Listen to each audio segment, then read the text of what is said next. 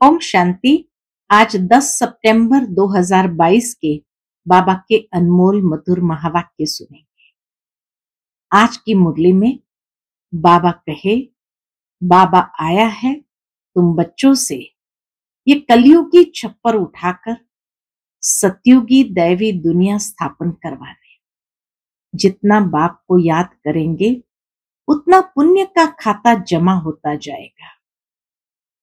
परंतु कई बच्चे चलते चलते पुण्य के खाते के साथ साथ अपने पाप का खाता भी खोल लेते हैं और इस तरह से पुण्य क्षीण हो जाता है और पाप का खाता बढ़ जाता है।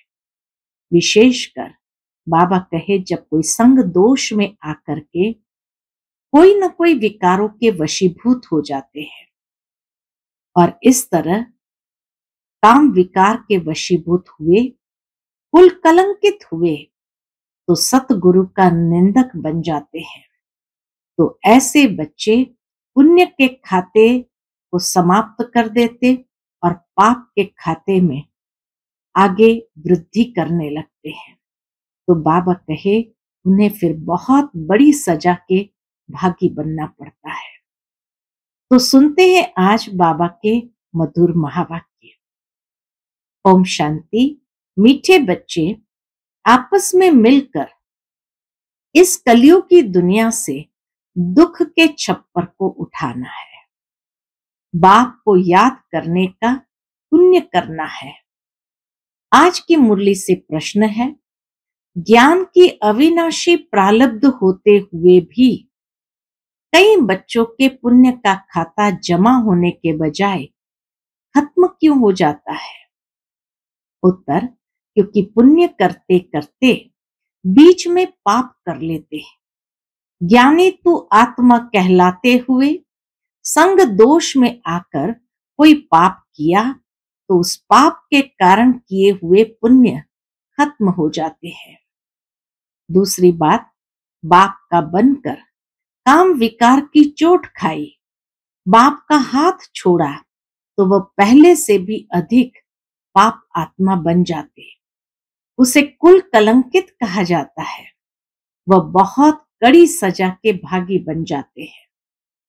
सतगुरु की निंदा कराने के कारण उन्हें ठौर मिल नहीं सकता। ओम शांति। रूहानी बाप रूहानी बच्चों के साथ रूह रिहान कर रहे हैं। यह तो आत्मा जानती है कि एक ही हमारा बेहद का बाप है। वह तो बच्चे समझ गए हैं। मंजिल है मुक्ति, जीवन मुक्ति की। मुक्ति के लिए याद की यात्रा जरूरी है और जीवन मुक्ति के लिए रचना के आदि मध्य अंत को जानना जरूरी है। अब है दोनों ही सहज। सृष्टि का 84 जन्मों का चक्र फिरता रहता है। यह तुम बच्चों की बुद्धि में रहना चाहिए। अब हमारा 84 जन्मों का चक्र पूरा होता है। अब हमें जाना है वापस घर। अब वापस तो कोई जा नहीं सकते क्योंकि पाप आत्मा है। पाप आत्माएं मुक्ति जीवन मुक्ति में जा नहीं सकती। ऐसे ऐसे विचार करने होते हैं। जो करेगा सो पाएगा और खुशी में रहेगा तथा दूसरों को भी खुशी में लाएगा। तुम बच्चों को कृपा व मेहर करनी है। इसको बाबा कहे, सबको रास्ता बताने की। हम बच्चों को कृपा व मेहर करनी है सब पर। कैसे? तो सबको रास्ता बताने की, समझाना है। तुम्हारी आत्मा सतो प्रधान से अब तमो प्रधान बन गई है, इसलिए वापस जा नहीं सकती। पुकारते भी है, हे पतित पावन। बच्चे जानते हैं कि अभी पुरुषोत्तम संगम युग है। यह भी किसको अच्छी रीति याद रहता है, किसको याद ही नहीं रहता है, घड़ी घड़ी भूल जाता है। परंतु तुमको अगर संगम युग याद रहे तो भी खुशी का पारा चढ़ा रहे। बाप टीचर याद रहे तो भी खुशी का पारा चढ़ा रहे। किसको बड़ा रोला बीच में पड़ता, बाबा कहे किसको बड़ा रोला माना विघ्न बीच में पड़ता, किसको थोड़ा पड़ता, पड़ता तो जरूर है, कहीं ऊपर जाकर फिर नीचे आ जाते हैं। अवस्था में एकदम ऊपर जाते हैं, फिर नीचे आ जाते हैं। कोई की अवस्था अच्छी होती है तो दिल पर चढ़ जाते हैं, फिर नीचे गिरते हैं तो की कमाई चट हो जाती है। जैसे दुनिया में कितना दान पुण्य करते हैं इसलिए कि पुण्य आत्मा बने, फिर अगर पुण्य करते करते पाप कर्म करने लग पड़ते तो पाप आत्मा बन पड़ते हैं। तुम्हारा पुण्य है ही बाप को याद करने में, याद से ही तुम्हारी आत्मा पुण्यात्मा बनती है।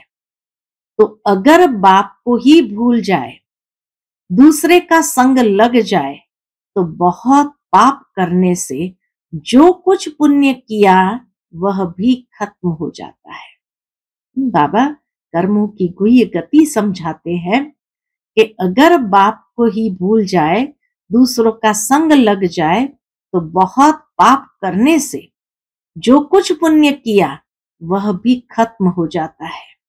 समझो, आज दान पुण्य करते हैं, सेंटर खोलते हैं, कल फिर बेमुख हो जाते हैं, तो पहले से भी जास्ती गिर जाते हैं क्योंकि पाप करते हैं।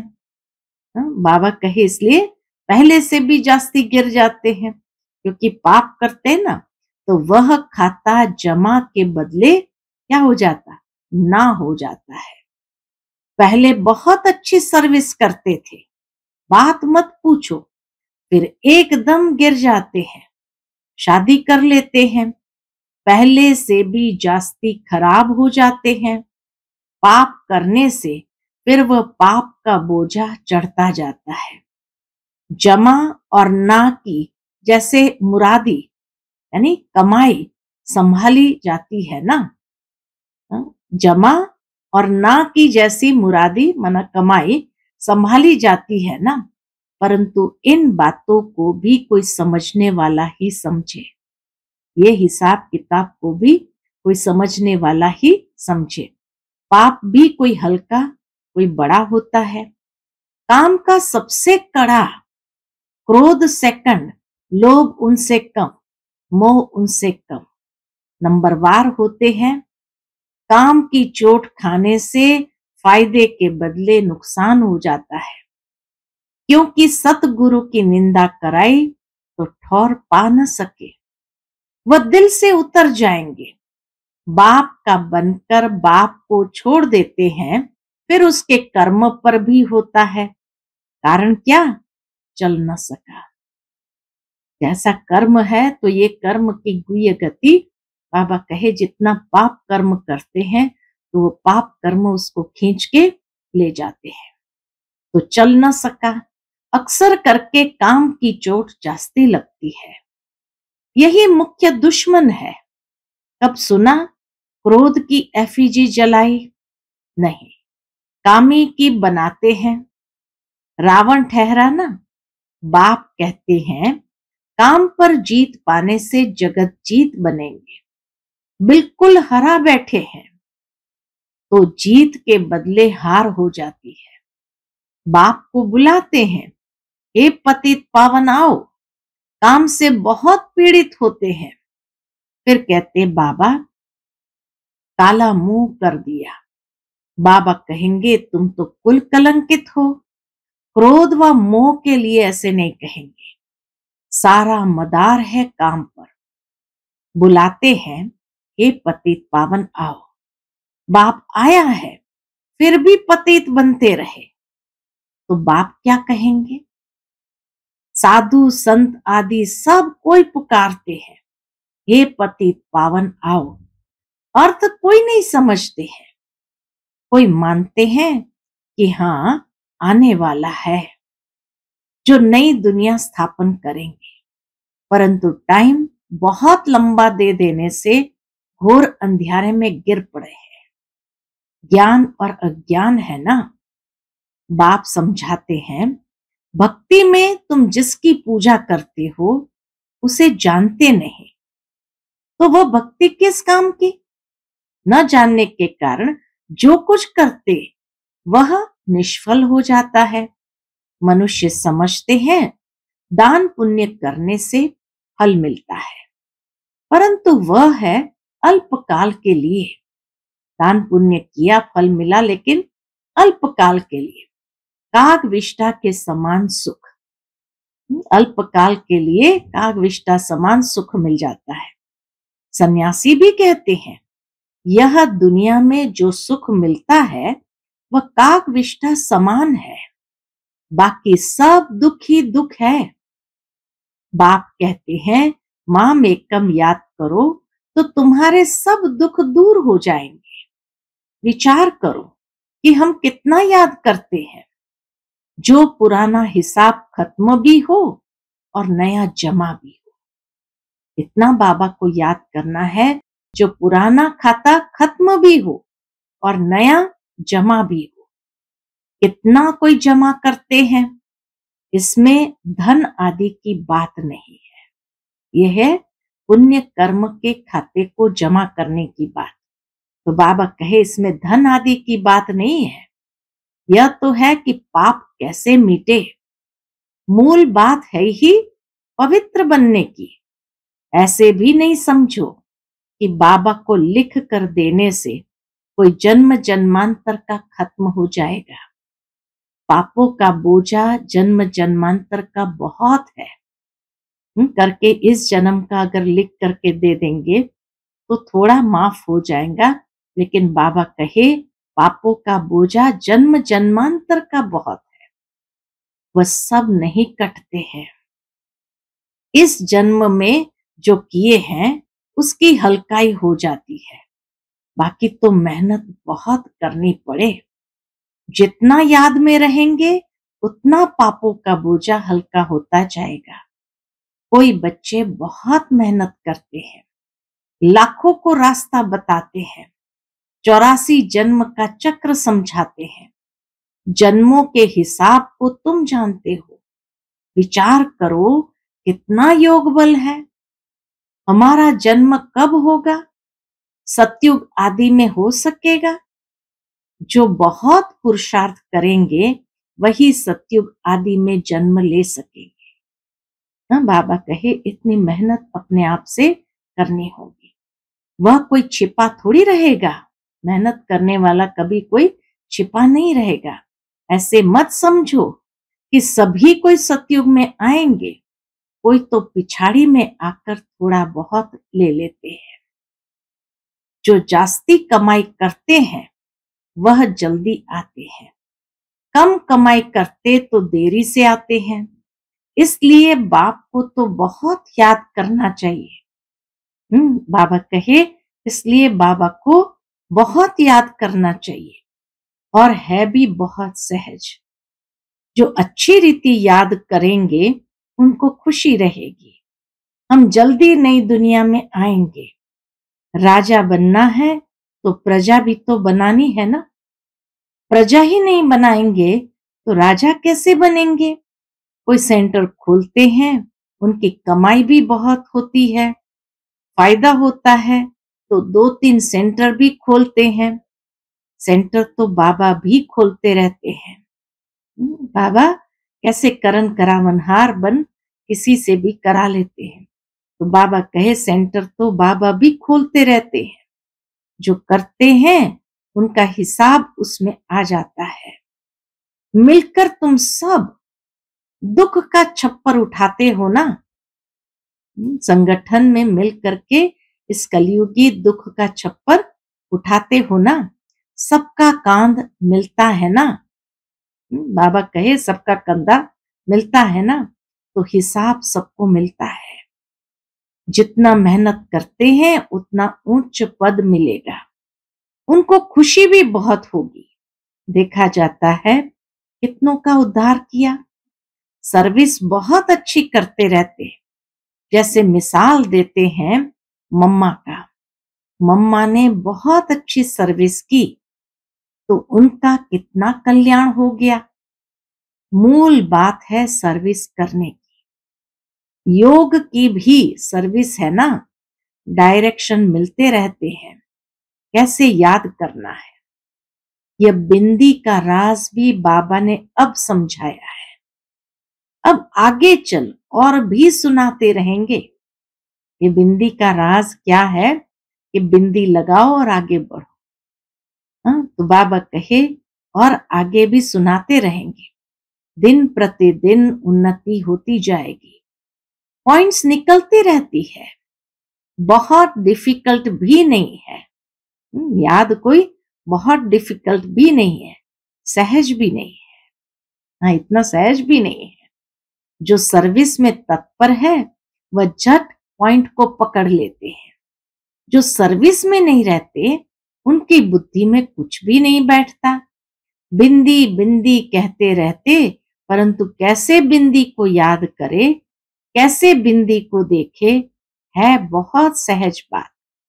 कोई बिंदी को सामने रख थोड़ी याद रख करना है। बाबा कहे कोई बिंदी को सामने रख थोड़ी याद करना है। ये तो समझने की बात है। आत्मा कितनी छोटी बिंदी है। आत्मा का नाम रूप देश काल कोई बता नहीं सकेगा। परमात्मा के लिए पूछते हैं, उनका नाम रूप देश काल क्या है। बेसमझ मनुष्य न आत्मा को जानते न परमात्मा को जानते हैं। यहां भी है जो पूरी रीति नहीं जानते हैं, सिर्फ बाबा बाबा कहते रहते हैं। नॉलेज कहाँ सीखते हैं, कुछ भी सर्विस करते नहीं, खाते रहते हैं। जैसे सन्यासियों के पास भी अवधूत होते हैं जो करते कुछ भी नहीं, खाते रहते हैं। बाकी सन्यास धारण किया है, विकार से छूट गए, वह भी कम बात नहीं। चलो विकारों से तो छूट गए, बाबा कहे वह भी कम बात नहीं। बाबा समझाते हैं, तुम पवित्र थे, अभी अपवित्र बन गए हो। तुमने ही 84 जन्म का चक्र लगाया है। इन बातों को भी मनुष्य समझ नहीं सकते। भक्ति बिल्कुल अलग है, ज्ञान बिल्कुल ही अलग बात है। रात दिन का फर्क है। तुम जानते हो हमको पुरुषार्थ से लक्ष्मी नारायण जैसा बनना है, तो श्रीमत पर पूरा चलना है। मेहनत तो है, बाकी यह बीमारी आदि तो चलती रहेगी। यह निशानी अंत तक दिखाई देंगी, फिर गुम हो जाती है, फिर कोई दुख नहीं रहेगा। बाप को कहते ही है, दुख हरता सुख करता। हे लिबरेटर रहम करो, तो फिर सब दुख से छूट जाते हैं। दुख में ही मनुष्य बहुत सिमरन करते हैं। हे प्रभु हे राम, दुख के टाइम सब कहेंगे, क्या कहेंगे, भगवान को याद करो। परंतु भगवान कौन है ये कोई नहीं जानते। सिर्फ कहेंगे गॉड फादर को याद करो, खुदा को याद करो। तुम तो अच्छी रीति जानते हो वह हमारा बाप है। बाप ही सिखलाते हैं, अपने को आत्मा समझ मुझे याद करो। भक्ति मार्ग में ऐसे कहेंगे क्या कि अपने को आत्मा समझ बाप को याद करो? नहीं। कितने प्रकार की अथाह भक्ति है। ज्ञान एक ही है। समझते हैं भक्ति से भगवान मिलेगा। भक्ति कब से शुरू होती है, कौन जास्ती भक्ति करता है, यह किसको पता नहीं है। क्या अर्जुन 40,000 वर्ष भक्ति ही करते रहेंगे? कहां तक भक्ति करेंगे? अभी तुम जानते हो इतना समय भक्ति चलती है, इतना समय ज्ञान चलता है। भक्तों को पता नहीं चलता है, उन्हों को समझाने के लिए ही इतनी प्रदर्शनी आदि करते हैं।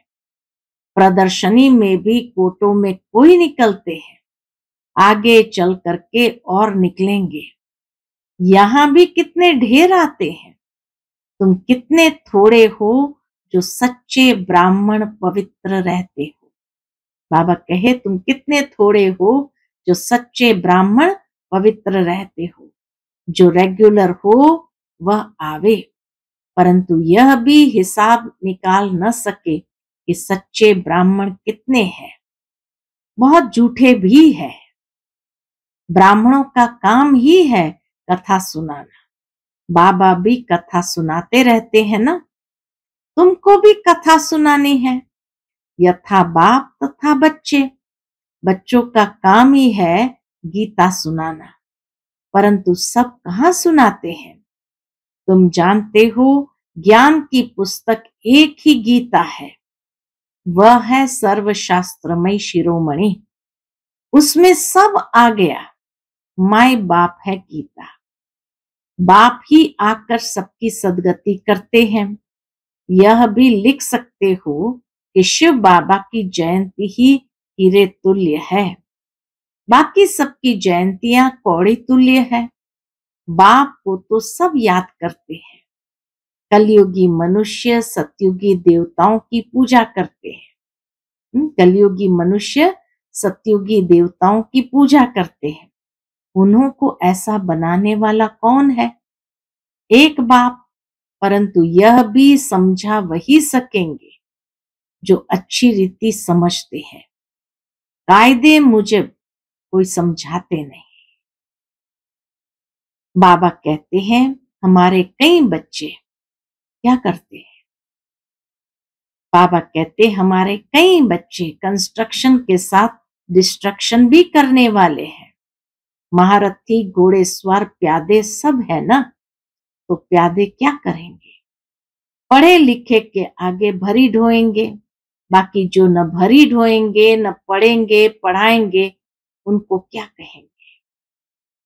उनको बाबा आज टाइटल देता है ऊंट पक्षी। अच्छा, मीठे मीठे सिकिलदे बच्चों प्रति माता पिता बाप दादा का याद प्यार और गुड मॉर्निंग। रूहानी बाप की रूहानी बच्चों को नमस्ते। हम सब रूहानी बच्चों की रूहानी माता पिता बाप दादा को याद प्यार, गुड मॉर्निंग और नमस्ते। नमस्ते। शुक्रिया बाबा, शुक्रिया। आज की मुरली से धारणा के लिए मुख्य सार है। पहली पॉइंट, बाप बिंदी है। इस बात को यथार्थ समझकर बाप को याद करना है। बिंदी बिंदी कहकर मूंझना नहीं है, सर्विस पर तत्पर रहना है। दूसरी पॉइंट, सच्ची गीता सुननी और सुनानी है। सच्चा ब्राह्मण बनने के लिए पवित्र रहना है। रेगुलर पढ़ाई जरूर करनी है। आज का बाप दादा का मधुर वरदान हम बच्चों के प्रति है। सदा खुशी की खुराक खाने वाले और खुशी बांटने वाले खुश नसीब बेफिक्र भव। सदा खुशी की खुराक खाने वाले और खुशी बांटने वाले खुश नसीब बेफिक्र भव। ब्राह्मण जीवन की खुराक खुशी है। जो सदा खुशी की खुराक खाने वाले और खुशी बांटने वाले हैं, वही खुश नसीब है। उनके दिल से यही निकलता कि मेरे जैसा खुश नसीब और कोई नहीं। भले सागर की लहरें भी डूबोने आ जाए तो भी फिक्र नहीं, क्योंकि जो योग युक्त है वह सदा ही सेफ है। इसलिए सारे कल्प में इसी समय ही आप बेफिक्र जीवन का अनुभव करते हो। सतयुग में भी बेफिक्र होंगे, लेकिन ज्ञान नहीं होगा। यहाँ ज्ञानी तू आत्मा बन, बेफिक्र बनेंगे। आज का स्लोगन है, सहज पुरुषार्थी बनना है तो सर्व की दुआओं से स्वयं को भरपूर करो। सहज पुरुषार्थी बनना है तो सर्व की दुआओं से स्वयं को भरपूर करो। अच्छा, ओम शांति।